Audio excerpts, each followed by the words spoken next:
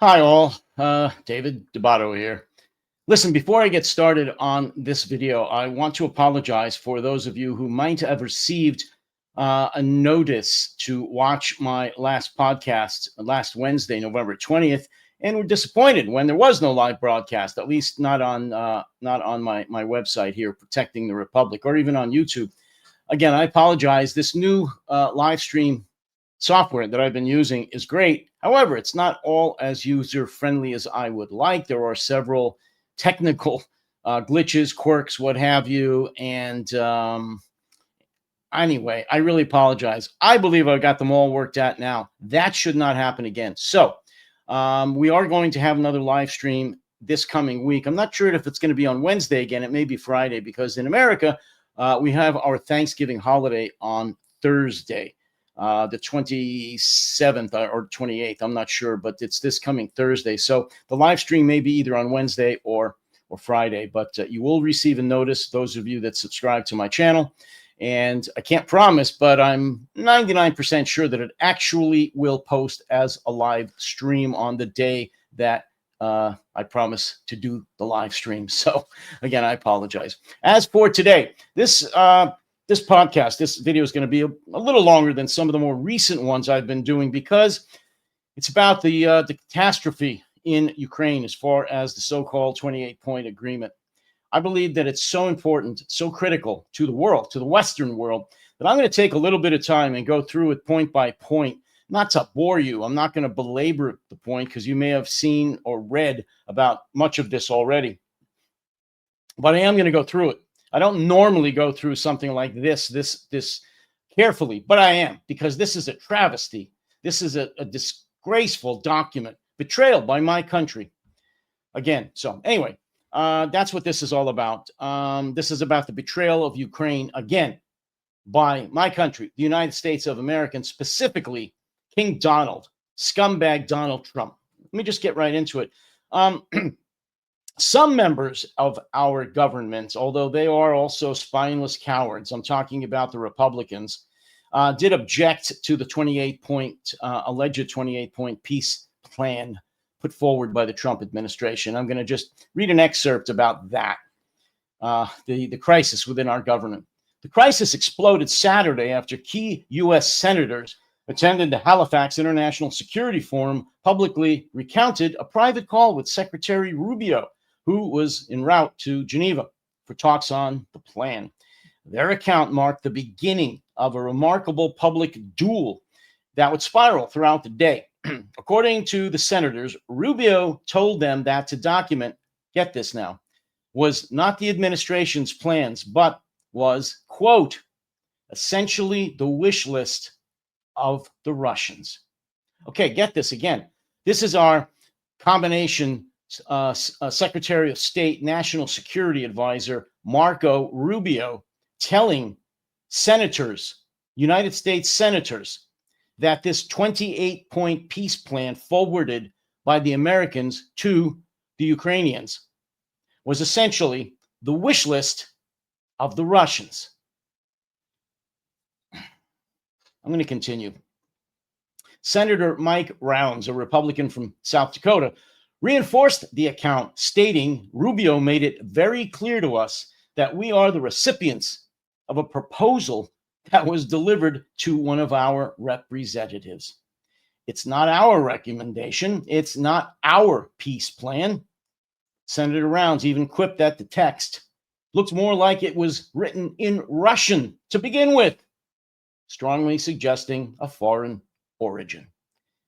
Senator Jeanne Shaheen, a Democratic senator from New Hampshire, the ranking member of the Senate Foreign Relations Committee, confirmed the account, calling the peace draft a Russian proposal. There is so much in that plan that is totally unacceptable, she said.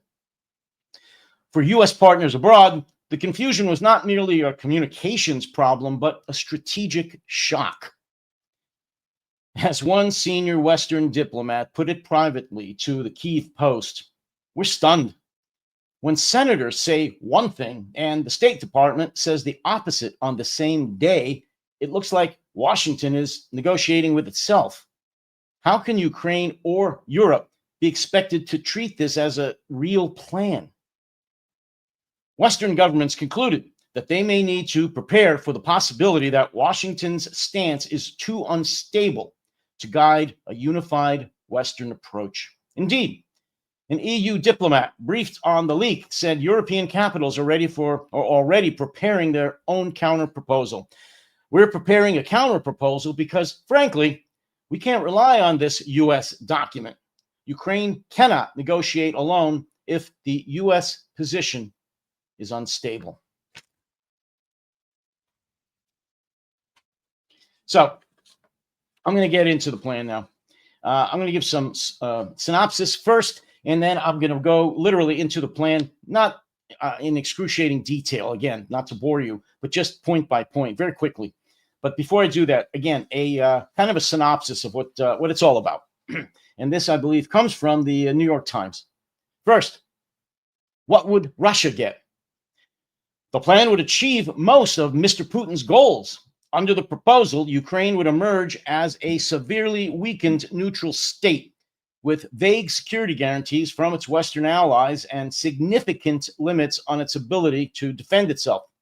The Donetsk and Luhansk regions, along with Crimea, would be recognized as de facto Russian. Ukraine would withdraw from the part of Donetsk it controls. Russia would keep parts of the Kherson and Zaporizhzhia regions it occupies. Mr. Putin would also achieve limits on Western power. The plan would rule out the deployment of NATO troops in Ukraine and all further expansion of that military alliance. The strength of Ukraine's military would be capped. All parties would receive amnesty for actions during the war. Now, my words, the Russian murderers would receive amnesty for all of their heinous war crimes. Remember that. That's an American proposal as written by Russia. And lastly, under the title or subtitle, what would Russia get?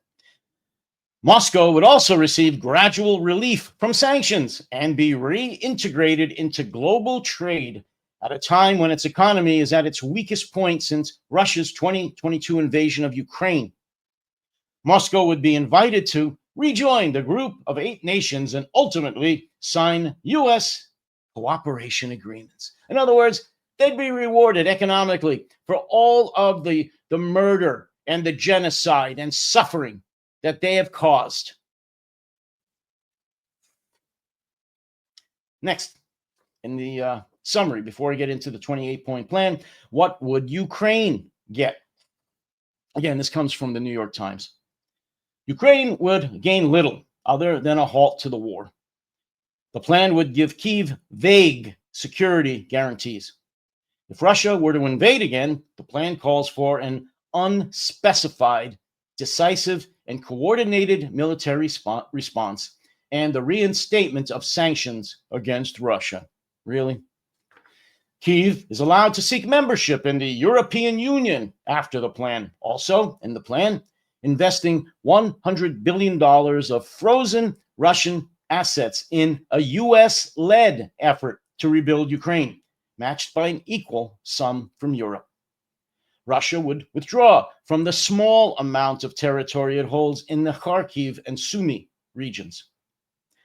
Ukraine could also get political instability. The plan demands elections be held within 100 days, potentially ushering out Mr. Zelensky, a long-standing goal of Mr. Putin's. That's it for Ukraine. Essentially nothing. They get to eat dirt and grovel before Russia after being illegally invaded.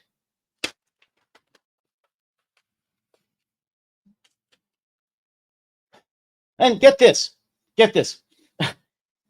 You know, the EU, Europe, as of, not as of today, but as of Friday, 2 days ago, they hadn't even received this plan.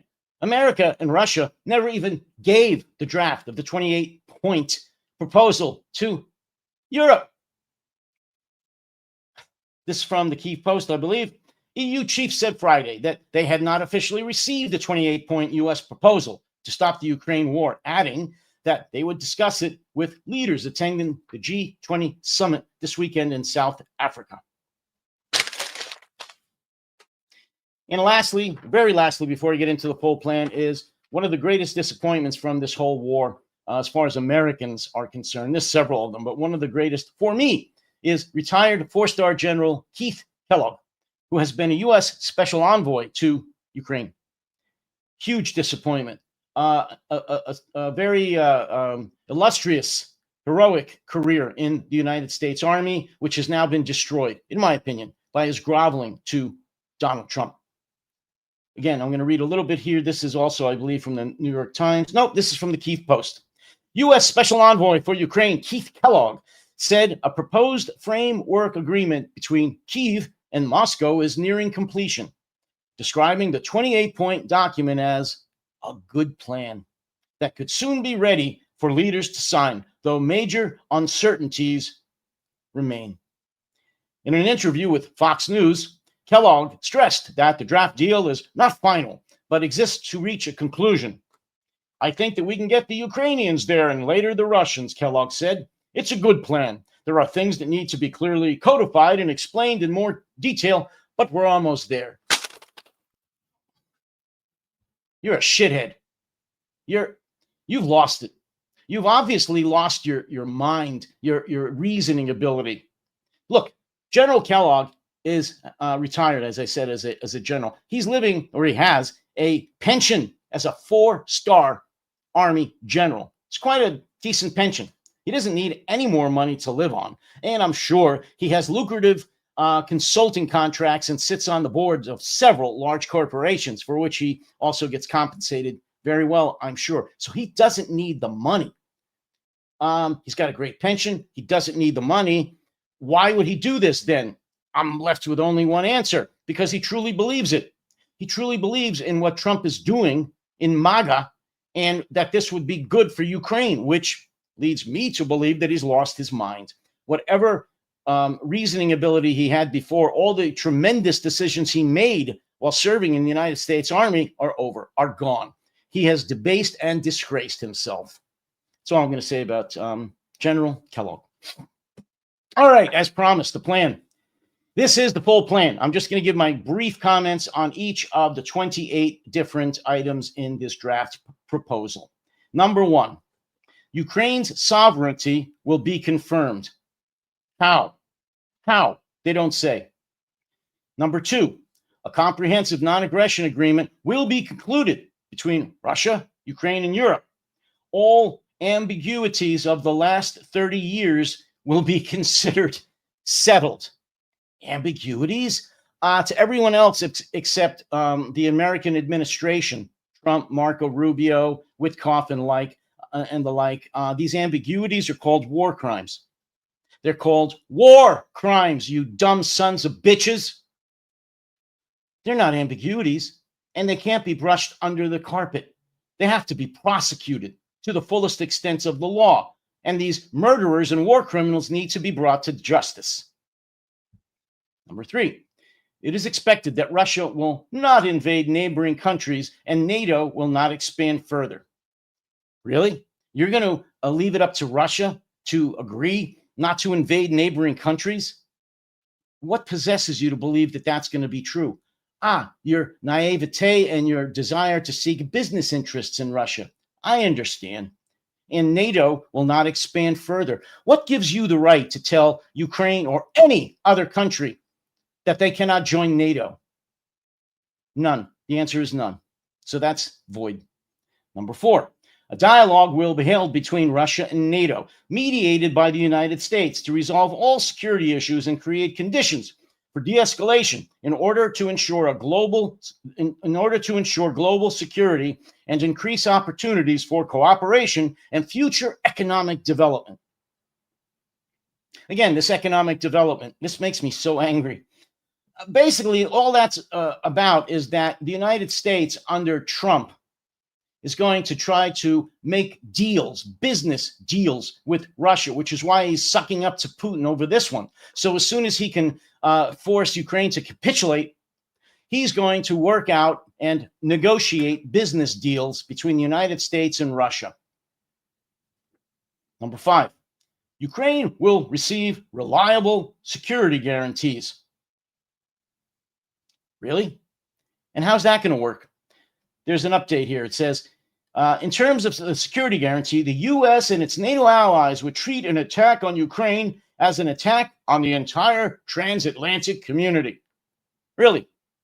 The entire transatlantic community has already been attacked by Russian drones. MiGs have gone into and violated NATO airspace. I mean, I could go on, but where's the guarantees? Where is the specifics on what NATO is going to do to protect Ukraine in the event of an attack, especially since it's now not going to be allowed to join NATO? So that's a non-starter, obviously. 6, the size of the Ukrainian armed forces will be limited to 600 personnel. What gives them the right to tell Ukraine how to defend itself? Fuck you. Number 7, Ukraine agrees to enshrine in its constitution that it will not join NATO, and NATO agrees to include in its statutes a provision that Ukraine will not be admitted in the future. You remember the last one where I just said, fuck you? Let's say that again. Fuck you. What gives you the right, America, or Russia, to dictate whether or not Ukraine can join any international association or whether NATO can expand if it wants to? Nobody. Certainly not you, blood-sucking Russia, and not you, head up your ass, Trump. Number 8, NATO agrees not to station troops in Ukraine. Really? So NATO is going to guarantee that an attack on Ukraine from Russia will constitute an attack on all of NATO, although they're going to guarantee that no NATO troops can be stationed in Russia. Really? So where are the NATO troops going to come from? Reykjavik? Lisbon? Again, a non-starter. Number 9, European fighter jets will be stationed in Poland. So, what's the rules of engagement? That doesn't say anything. We've got NATO jets stationed in Poland now. Again, stupid, vague, it says nothing. Number 10, the U.S. guarantee. The U.S. will receive compensation for the guarantee. Number 1, that sucks. If Ukraine invades Russia, it will lose the guarantee. Really? And you trust Russia not to invade Ukraine again? And you trust the U.S., if it does, to do anything? Especially if business deals have already been worked out between Trump and Putin? If Russia invades Ukraine, in addition to a decisive, coordinated military response, which is vague and undisclosed here, all global sanctions will be reinstated. Recognition of the new territory and all other benefits of this deal will be revoked. Horseshit. Just like the Budapest Agreement was honored, huh? If Ukraine launches a missile at Moscow or St. Petersburg without cause, like defending itself, the security guarantee will be deemed invalid. So if Russia continues to pummel Ukraine despite whatever agreement there is, and Ukraine defends itself by sending missiles out where the attacking missiles came from, the U.S. will blame Ukraine and make this deal void and blame Ukraine, do nothing to Russia, and revoke any guarantees that Ukraine had, as little as they were. Number 11. Ukraine is eligible for EU membership and will receive short-term preferential access to the European market while this issue is being considered. Okay, I don't have a problem with that. Number 12, a powerful global package of measures to rebuild Ukraine, including but not limited to the creation of a Ukraine Development Fund to invest in fast-growing industries, including technology, data centers, and artificial intelligence. No problem. The United States will cooperate with Ukraine to jointly rebuild, develop, modernize, and operate Ukraine's gas infrastructure, including pipelines and storage facilities. Again, I have no issue with that. Joint efforts to rehabilitate war-affected areas for the restoration, reconstruction, and modernization of cities and residential areas. Okay. Infrastructure development. Good deal.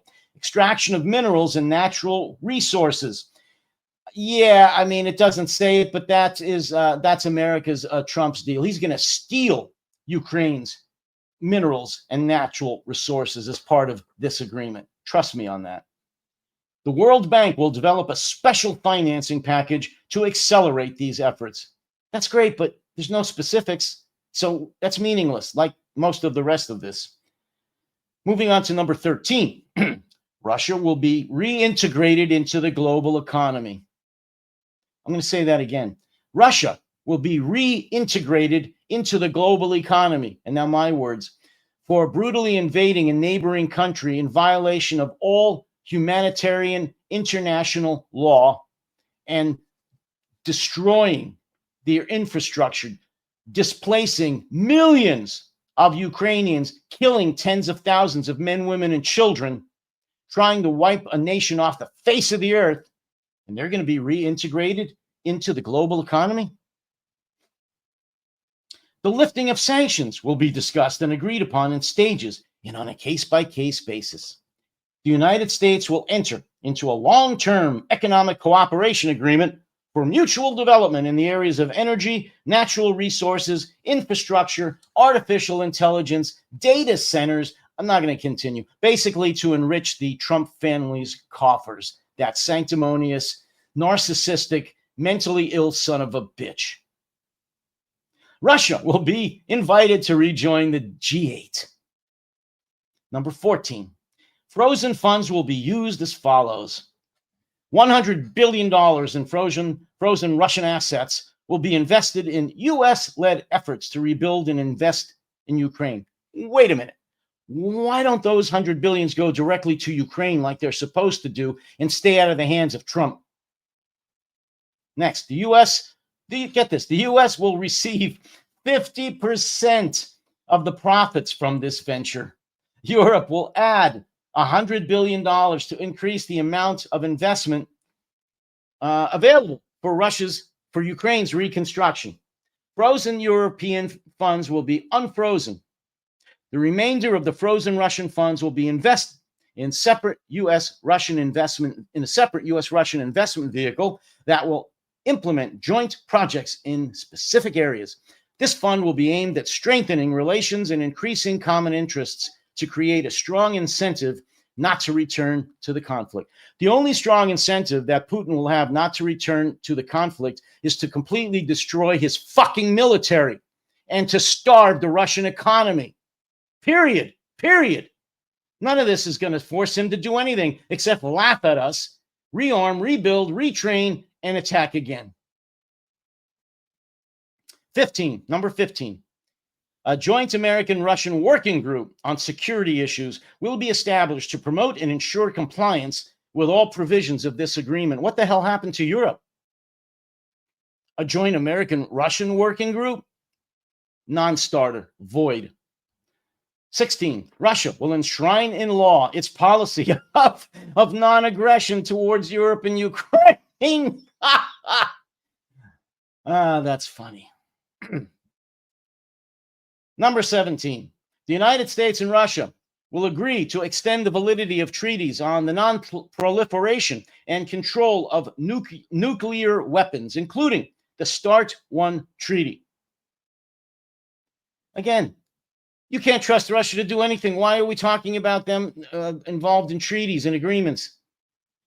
Number 18, Ukraine agrees to be a non-nuclear state in accordance with the treaty on non-proliferation of nuclear weapons. Horseshit. You know, Ukraine gave up their weapons once, their atomic weapons, their nuclear weapons once. And look where it got them. Here. They can't be forced to do it again. If anything, I support Ukraine developing new nuclear weapons. It's got the capability. Number 19, the Zaporizhia nuclear power plant will be launched under the supervision of the IAEA, and the electricity produced will be distributed equally between Russia and Ukraine. Horseshit. Only Ukraine. Why does Russia get anything? Non-starter. Number 20, both countries undertake to implement educational programs in schools and society aimed at promoting understanding and tolerance of different cultures and eliminating racism and prejudice. That's fine, except Russia's never going to do it. Ukraine will adopt EU rules on religious tolerance and protection of linguistic minorities. Only if it's forced down Russia's throat. They're the only ones that are doing that. Ukraine has always given Russian speakers the ability to speak their language and study their own history. So that's horseshit. Both countries will agree to abolish all discriminatory measures and guarantee the rights of Ukrainian and Russian media and education. That's horseshit too, because the only country currently not doing that is Russia. And all Nazi ideology and activities must be rejected and prohibited. Again, that's mostly coming from Russia. You know, how many Russian soldiers do you have to see with Nazi symbolism tattooed all over themselves? Number 21. Crimea, Luhansk, and Donetsk will be recognized as de facto Russian, including by the United States. Fuck you, never. Kherson, Zaporizhia will be frozen along the line of contact, which will mean de facto recognition along the line of retreat. Ditto, fuck you. Russia will relinquish other agreed territories it controls outside the 5 regions. They'll never do it outside the use of overwhelming force. Ukrainian forces will withdraw from part of Donetsk Oblast that they currently control, and this withdrawal zone will be considered a neutral, demilitarized buffer zone, internationally recognized as territory belonging to the Russian Federation. Russian forces will not enter this demilitarized zone. Triple fuck you. Russia needs to leave at the point of a cannon, if need be. Ukraine will stay there. It's their country, assholes. 22. After agreeing on future territorial arrangements, both the Russian Federation and Ukraine undertake not to change these arrangements by force. Any security guarantees will not apply in the event of a breach of this commitment. Well, there's not going to be a commitment because this sucks. It's a non-starter. So shove it up your ass. Number 23. Russia will not prevent Ukraine from using the Dnieper River for commercial activities and agreements. And agreements will be reached on the free transport of grain across the Black Sea. Well, isn't that nice? It's their own country. Number 24. All humanitarian committees will be, a humanitarian committee will be established to resolve outstanding issues such as all remaining prisoners and bodies will be exchanged on an all-for-all basis. I support that. All civilian detainees and hostages will be returned, including children. How about mentioning that Russia has kidnapped anywhere between 20 to 200,000 Ukrainian children? Why don't you put that in here specifically? A family reunification program will be implemented. No problem there. Measures will be taken to alleviate the suffering of the victims of the conflict. Add to that, which will be 100% paid by Russia as the sole aggressor. Number 25. Ukraine will hold elections in 100 days. Fuck you. Not necessary. Not your call. It will also destabilize Ukraine. And if anything, Russia should be forced to have legitimate elections in 100 days, overseen by an international force to make sure that it is legal. But that's not going to happen. Number 26. All parties involved in this conflict will receive full amnesty for their actions during the war and agree not to make any claims or consider any complaints in the future. I think you know my response to that. 27. This agreement will be legally binding. Its implementation will be monitored and guaranteed by the Peace Council, headed by King Donald J. Trump. Sanctions will be imposed for violations. Number 28. And finally, once all parties agree to this memorandum, the ceasefire will take effect immediately after both sides retreat to agreed points to begin implementation of this agreement. I think the best way I can sum up this agreement is fuck you. Lastly, I just want to quote this from, I believe this is the Kyiv Post. Another senior EU official stressed that Trump has no authority to unfreeze Russian assets held in Europe. And one high-ranking European politician went even further, telling the outlet that Steve Witkoff needs to see a psychiatrist, end quote. I couldn't have said it any better. I think the entire United States delegation not only needs to see a psychiatrist, they need to see the inside of a maximum security cell for the rest of their natural lives. That's all I have to say. I think I've said pretty much what I feel on this. I don't think I've left anything out. If I have, tell me about it. Please subscribe to this channel.